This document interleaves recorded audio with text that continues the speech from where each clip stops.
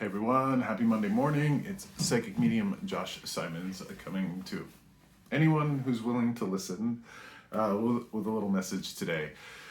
There's been some things that have been floating around that I think would be really useful for folks to hear and have some perspective on, and I want to take this opportunity to do that. So, again, remember, take everything that I say with a grain of salt, right? These things may or may not apply to you. So, the first thing that I want to talk about is gatekeeping. Gatekeeping. I want to tell you an example of this and a story that had happened to me.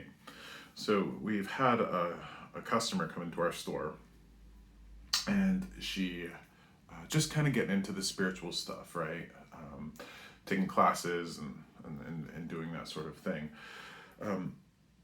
And not really knowing where to start, and working with some other people on some stuff. And one of the things that I had brought up to her, I said, hey, she was talking about communicating with her spirits and, learning this stuff and all of that. And I said, you should get yourself a deck of tarot cards, right? A deck of tarot cards. Because it's one of those things that you can learn it and it becomes a phone line to your spirits, right? That they can speak through tools of divination like pendulums and runes and cards. And she looked right at me, and plain as day, she says, I'm not allowed to. I'm like, you're not allowed to? Yeah, the people that I'm working with say that it's not time for me yet. And I don't mind being political and playing it nice, but at that point I had reached a threshold, and I was like, no, absolutely not. Absolutely not. Buy yourself a deck of tarot cards and learn. And this is what we call gatekeeping, right? That there are people out there that will say, certain things like, oh, you're so special, you're so wonderful, but you got to work with me so I can help you unlock it. Yeah, we're all special, we're all wonderful, we all have different gifts and attributes. And while people like me or other people that kind of do this stuff, we may help to guide, right? We don't ever want to have people become dependent on us. And that is something that I really strive, right? Anybody that would learn from me, anybody that would sit with me in a reading, I do not want people to become dependent. One of the things that I say to people during readings is like, hey, you might come back to me. I'm not ever going to ask you to. You're going to feel when it's appropriate to come back to me, but I'm never going to ask you to. The reason being is that I want people to empower themselves, and I want people to have the strength and the fortitude to kind of do this stuff for themselves, right? But I don't want to become somebody's therapist. Now, if somebody wants to come back to me, of course, that's wonderful. But I'm not ever going to be the person that's like, the only way you're going to learn is to be with me. I don't like that. So whether it's spirituality or anything, be mindful of gatekeepers, because they're real and they're predatory. They will seek to make people dependent on them and have them get to the wisdom that they have, right? Now, the difference being is that I have classes that I teach with my husband and individually. And these are classes that nobody really has to take. And I believe that when people take them, they benefit greatly and they grow, but nobody has to take them, right? So I am not standing in front of that wisdom going, this is the key to success. Hell, if you don't want to take my class, I'll show you the books to read, right? I'll show you the things to expose yourself to find a stable place, right? But I will never, ever encourage anybody to become dependent on me, my husband, our facility, our studio space, anything like that, right? It's about empowerment. It's about people learning how to use these things to do them for themselves. Very passionate about that, because I think of that poor woman, right, who was like in that class trying to do those things and then being told that she wasn't allowed to. Now, if I had said go out and buy a firearm, right, and she would have said I'm not allowed to, I'm like, well, maybe that's the case, maybe you're not at the place, right? But tarot cards aren't going to hurt her. Tarot cards are not going to hurt her. I could get tarot cards, the books, all of it. She could become somebody that was empowered and enriched. Gatekeepers don't want to empower people. Gatekeepers want to make people dependent on them. I'm very passionate about this, and I see it more often than I would like to. You know, it's like the type of practitioners that will be like, well, you were burned at the stake as a witch in a past life, or you were an Egyptian princess in a past life. You are so special. And what they do is they just feed people bullshit to make them feel special. And then the only way people can like feel special is to go back to that person. It's predatory, it's parasitic, and I won't have it.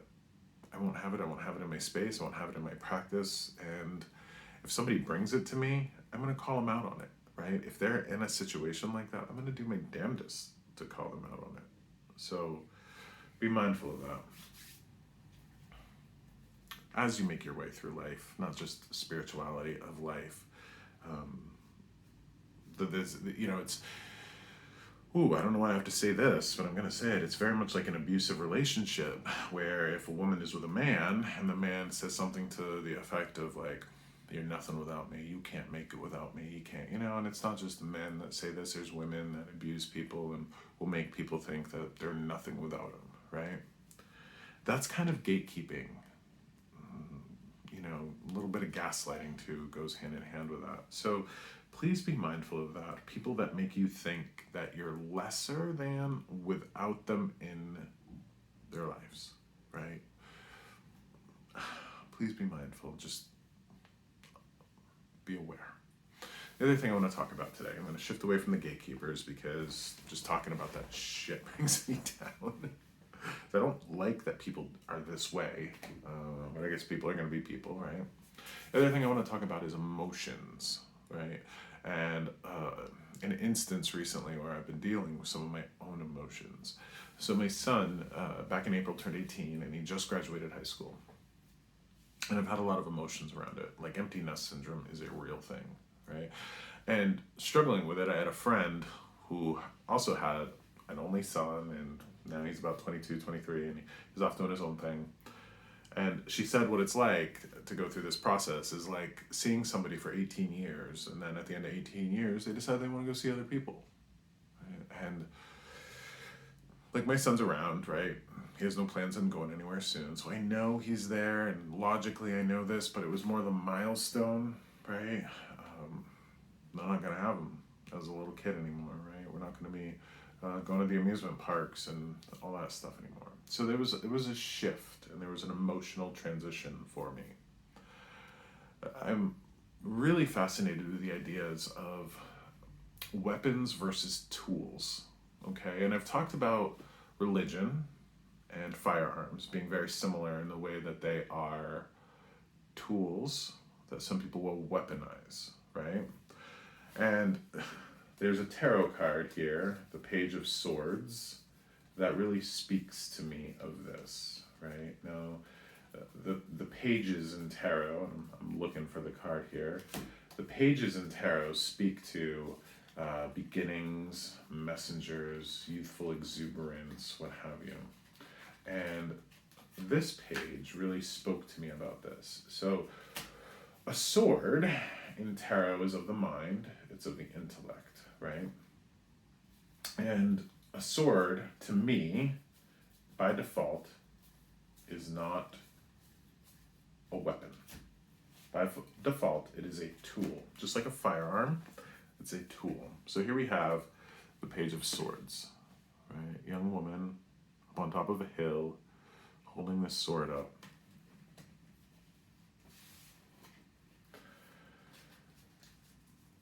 Firearms, again, a tool for self-defense, just like a sword is a tool for self-defense.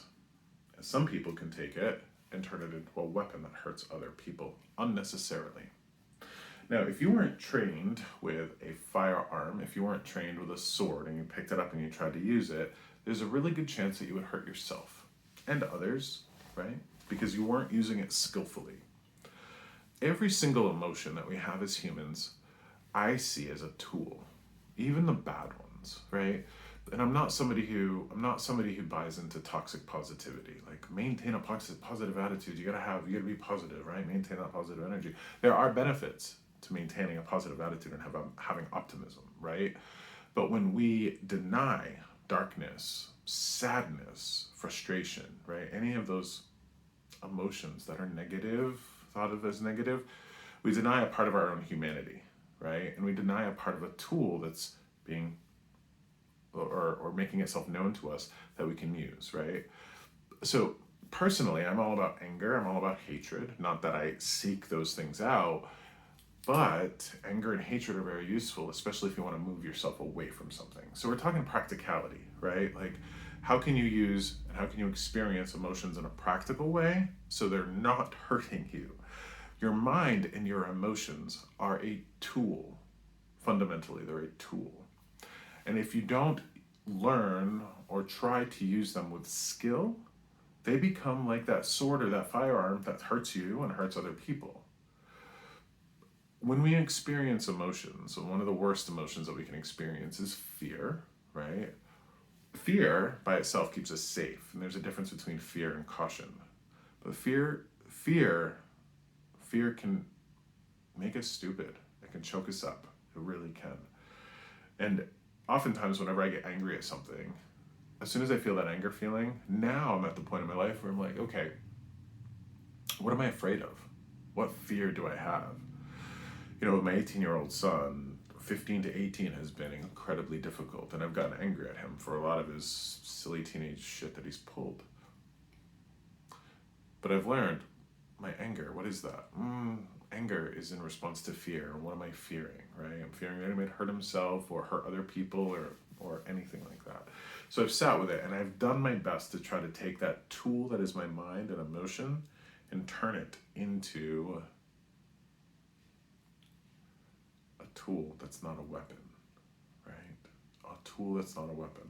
So I guess anything could be like this. You know, religion, a tool that some people weaponize. Internet, a tool that some people weaponize. I guess it's like anything. There'll be an element of humanity that turns it into a weapon to harm and hurt other people. I'm more concerned about how skillfully we can use our inner tools so they don't become weapons against us and other people. Think of how many times emotions have ruled you and you haven't ruled your emotions, right? And those emotions, by ruling you, have hurt you or other people. That's because it's a tool that you haven't been skillful with. It's hurt other people. It's become a weapon. Now, how do you become skillful with emotions? I can hear people saying this, right? Like, well, if I haven't been taught it, then how do I learn this? Well, it's tough, right? It's one of the toughest things that we can do, especially if we're not taught emotional intelligence as children. I don't know if I have a good answer for that. You know, I don't have a magic wand that I can wave and have the magic answer to that. One, sitting with your emotions and understanding that none of them are bad. None of them are bad. None of them are bad. They're all meant to teach you something. They're all meant to move you to a different place than where you're at, right? And then when you're moved to that different place, you walk out of that emotion. But swords are very much of the mind, right? And use the sword as you can. So whenever you are experiencing an emotion that isn't one that you'd like happiness, right? Try to examine it. Like, why am I reacting this way? Why do I have this compulsion to act this way? Where is this coming from? Where am I programming? Where am I conditioning? Where am I childhood? Where am I adult years? Have I found fear? Have I found worry? Where is this coming from? Try to pinpoint it, right? And you might be able to, and you might not be able to, but just the act of going, why am I feeling this? And where is this coming from? What is this compulsion? What is this motivation? Just the simple act of doing that will be incredibly beneficial for you. So there's that. So talk about gatekeepers, because boy, do they bug me. Talk about emotions and being skillful with them, because that's one of the best skills that we can cultivate, is not having them master us, but us mastering them, right? And now, just want to give a tarot card to anyone still with us for general wisdom and insight that people can benefit from. Just shuffle 3 times. Cut the deck. I get this a lot. This card comes up a lot when I do these little videos. So the Chariot card, right? The Chariot card is co-creation of life. Now, I think this can apply to what I was just talking about with emotions, right? That we have the spirits here and this man not with any reins, right? That there's this co-creation element, that the man trusts the spirits and the spirits know the man, right? Now, if we think of these as emotions, right, that drive us, that propel us like a chariot, this man in his own way is in control of these, right? I don't know, through taming or what have you, through an agreement, through what have you, I'm not sure. But there is this trust that this emotional response, or these emotions, if you will, these tools, because ultimately not to dehumanize animals or spirits in that way, but these are implements of their tools, right? And I don't even feel right to say that, because I appreciate the presence of these spirits, these energies, these emotions, if you will, but you know how to use them, right? This man knows how to use this, right? He knows how to use this skillfully. There's skill here in this card. So, will, drive, perseverance, right? Those with the will to be better. That's what the Chariot is will, drive, right? The will to be better and to be in control of those emotions. So, thank you for this, and I really appreciate anybody who hangs out with me and watches these, because I hope they help, and if they do, just let me know. I'd appreciate it, right? So thanks again.